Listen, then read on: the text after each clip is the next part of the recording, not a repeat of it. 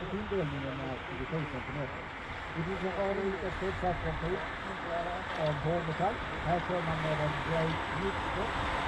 Den återpackar den. Det finns en stor upptagning.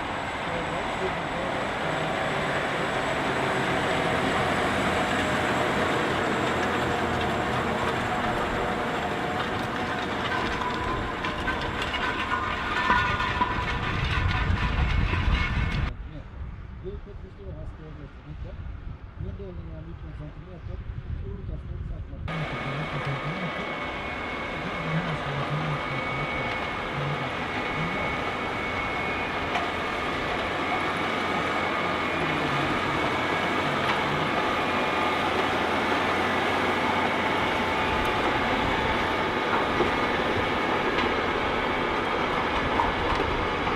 Endast 4,5 meter bred.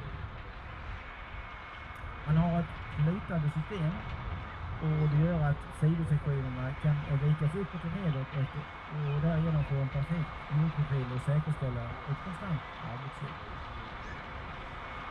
Det finns något som heter Quick Blade Release och det är ett system där alla knivarna släpps enkelt ur knivhållaren och då kan man göra det även i fält för det är lätt att byta knivarna. Och tanken är att underhållstiden ska minskas med det sättet. Maskinmaskinen är alltid utrustad med pulsstenavledare. Det är en typ av brytsystem. Det här garanterar maximalt 7 stenar och annat som kan ta ut på maskinen.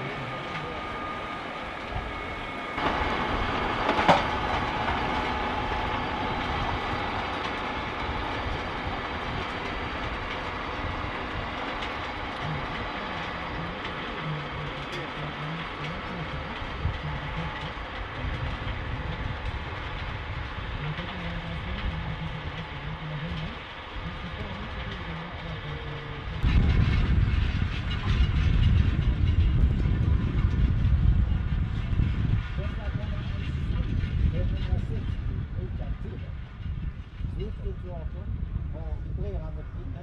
Det finns också en gåshud för att föra ut hela ytan.